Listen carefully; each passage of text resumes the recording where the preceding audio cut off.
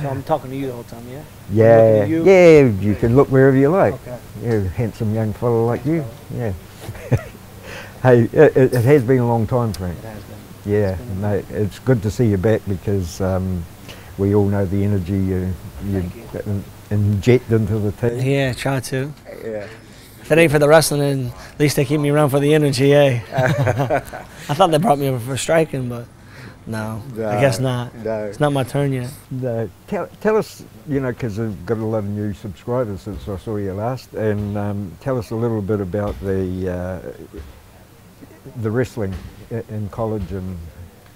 The wrestling in college, so I wrestled up in Pennsylvania, Bloomsburg University. Did that for 5 years. Graduated, moved to Atlanta, and then I was able to coach. Did a year coaching at Appalachian State, small Division I school up in the mountains of North Carolina. God's country, yes. You know, something that New Zealand isn't blessed with. You know what I mean? You guys, this is just dirty shorelines, you know, hills, mountains, filthy. The city's disgusting, but Boone, North Carolina is a little slice of heaven. So yeah, I was fortunate to coach for a year there. And then when I was in Atlanta selling cars and that, I stayed. There was a very, very competitive high school club, youth club called the Compound, and I trained there a bit. Coached some of their, not really coached, wrestled a bit with some of their guys who were getting ready to make the progression into college and stuff like that. So it was a good location, good spot for me. But yeah, now I'm fortunate to travel the world and do what I love for a living, be able to make a living off of it, as well as something new. You know, MMA is, when I first got into it, was so new, but I love it because with wrestling it keeps me close to the sport through the MMA avenue.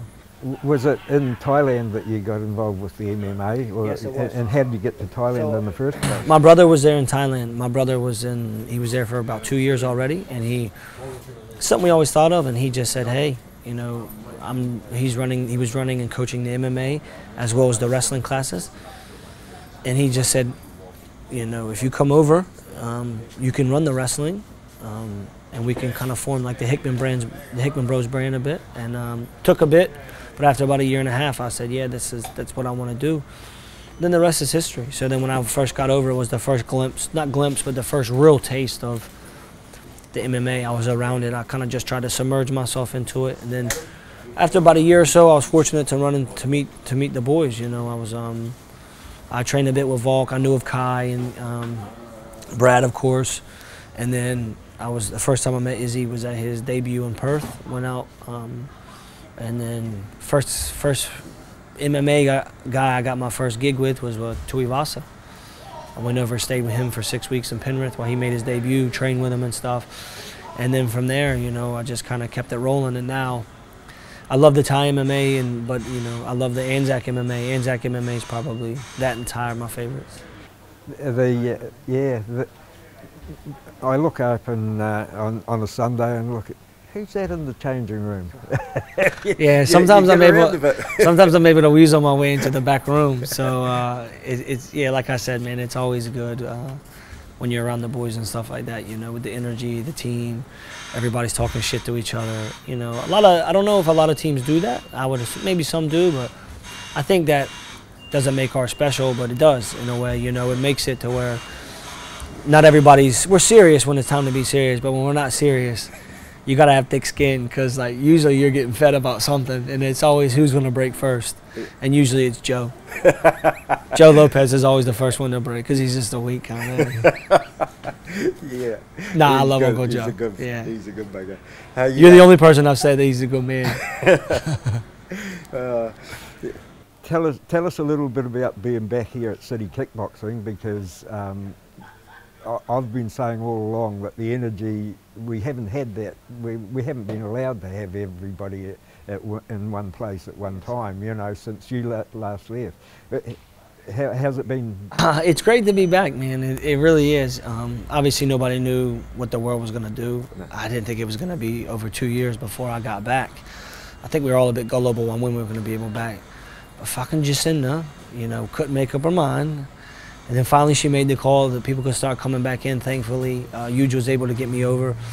And yeah, I kind of just, when I walked into the gym and saw it, it's how I remember it. Obviously, they've upgraded a couple of things. They put more mat space and stuff like that. But like, and the gym's gotten bigger as far as members and population. But it made me happy. You know what I mean? It's good to get back and to see everybody, to see the new faces, to see familiar faces. You know, some of the people I haven't spoken to in over 2 years, but we picked up where we left off. You know, that was good. The Warriors, excuse me, the Autos now, or the Alta. 4:30 comes early. I forget how much that those classes take out of you. And you know, now this is the biggest Alta program in the world. You know, Eugene and the boys here at City have done such a great job of getting the community involved that they run 2 classes now in the morning, 5:15 to 6:30, 6:45 to 8. So by the time 8 o'clock rolls around, fuck, I'm feeling it, you know. So, but it's great, you know. Again, I didn't miss the air pollution and the pollution throughout the city and how, like, you know, dirty Auckland can be, but how shitty the food is. But as far as the people go and stuff, it's been great. Saw a couple of the Usos, saw some of the Tocos, you know, some of the Kiwis. Yeah, man, it's good to be back. You know, it's good to be cracking jokes, talking shit to people. You're all good for a laugh, but you're also very, very, very talented at what you do. Tell us a little bit about how the boys have changed. Yeah, the boys' wrestling has gotten really good. You know, Andre Paulette, the Romanian, has done a tremendous job with them, with their wrestling, offensively, defensively, scrambling positions. You know, in instance, you know, John Vake. You know, John Vake just won the Oceania, so he's qualified to wrestle in England, you know, in July, which is huge. He's representing Tonga, so, you know, nothing but the best to the Docks. And that's just freestyle, you know. He's done a tremendous job helping him to get him where he needs to be. As far as wrestling for the boys, everybody's come a long way, you know. And I've seen it firsthand here since I've been back, but also overseas. You know, when I was first over there, when the boys fought in Arizona, and then then Dan fought, and then Dan fought again, and then Kai fought, and then Izzy fought again with Carlos and Blood Diamonds. Like, the wrestling is just gotten better because, you know, Andre's done such a great job with it. So now I come over, and in the mornings I'll show some things, just maybe some different looks, some different positions, whether it's offense, defense, or kind of more of like a folk style versus a freestyle look. But yeah, we're always on the same page with things. We always review each other's stuff or kind of go over the same stuff that we want to, maybe just a different look, different voice. But yeah, they've done a great job with it. He's done an awesome job. The guys have really come a long way with it. They bought into it, you know, because over here the striking's so good. And where I'm from, you know, we have the benefit of wrestling at a young age coming up. So it's kind of 2 different platforms. But to see how well they transitioned and mixed it is very impressive. You know, they should call it City Wrestling because they do a lot of wrestling here, man. You know, people think it's all just kickboxing and stand-up, but they do an ample amount of wrestling here, and that's what people don't understand, you know. Oh, I'm just going to take him down and hold him. Well, it's not that easy, you know. An example is Kai. Kai fought Asgarov. Yeah. Asgarov, he's a Dagestani that's in there. They start at such a young age.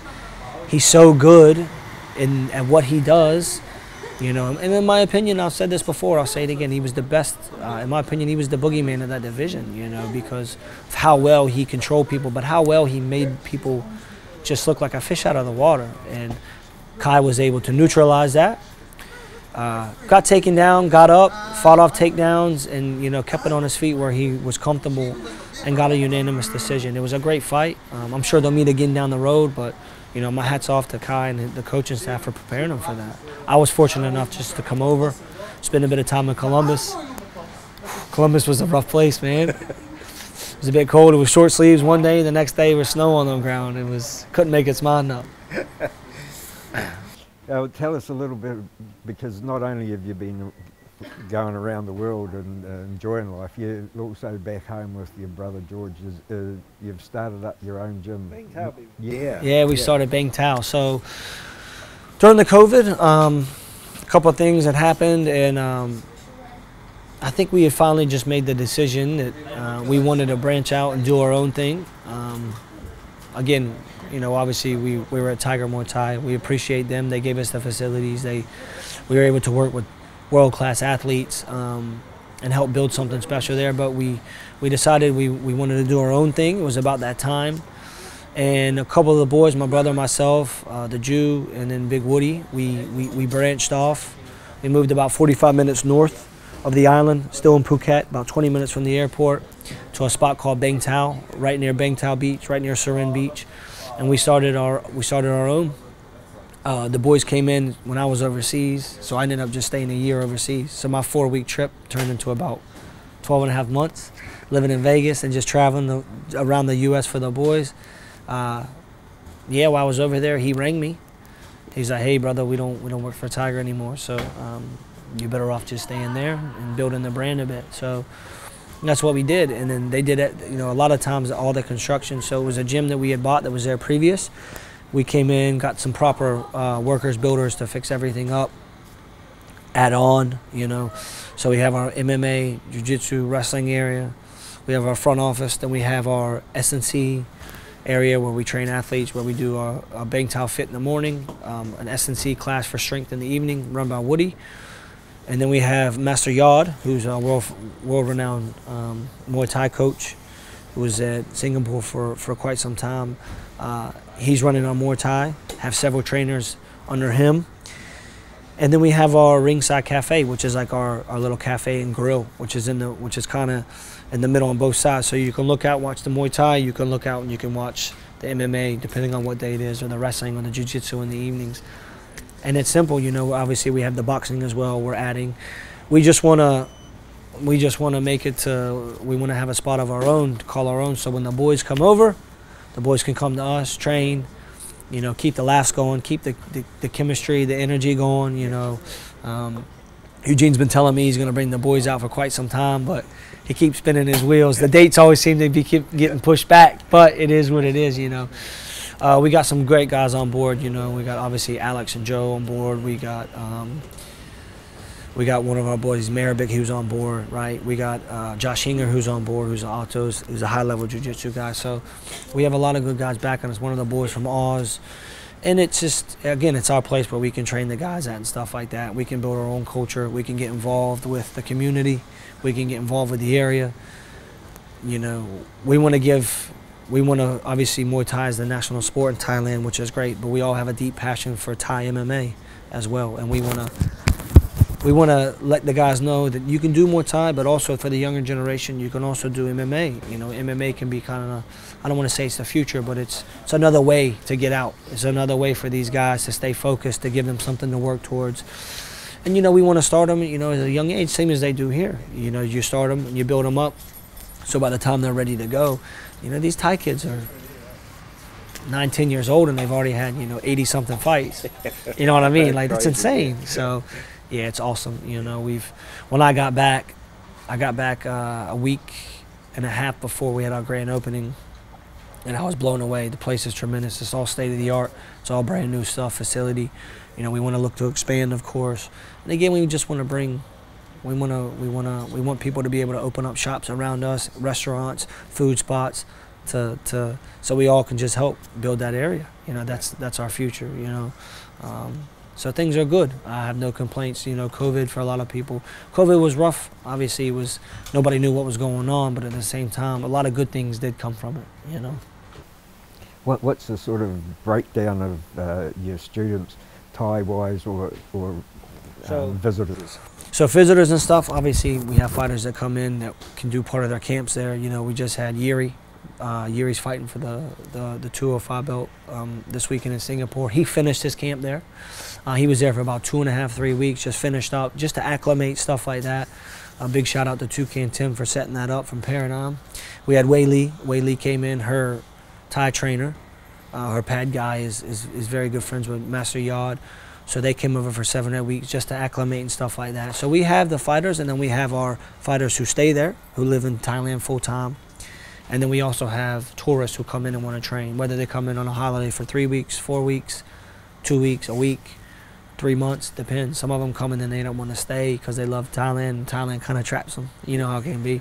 And then we got our Thais, you know, the Thais who do the Muay Thai or want to make the transition into over. And some people just come for the CrossFit. Some people just come for the S&C. Some people just come to have a little break holiday and just get in shape. You know, there's a lot of hotels, restaurants around the area, motels. It's cheap. The food's cheap. The area to stay in is, you know, for the most part cheap. So there's always a place on the there's map always for a place, brother. There's always a place. There's always something to do. It's a place where you can bring your family. You could train in the morning, go be on the beach, drinking a coconut, eating like fish, fresh fish by 10:30, 11. Have enough time to get a little rest in, and then come back in the evenings and spar. Like it's pretty incredible, you know. That's So, not a bad ad, is it? that's not a bad ad, is it? Hey, you know how to spin me up, hey Tony. The environment's good. Always good to see you, Tony. Yeah, good to see you back, Yes, sir. mate. I really appreciate it. Thanks, man. No problem, brother. Hey. You know I'm always happy to give you an interview. Oh, I know. I've missed you. I've missed you. Especially those early mornings. Oh, fuck. I can't tell you. Every morning I want to hit that. Every morning I think in my head, some of them are, some of them are. Good stuff. Thanks again, Tony. My man. Cheers. Yes, sir. Welcome back. Thank you. Hold that varmint! Hold that varmint!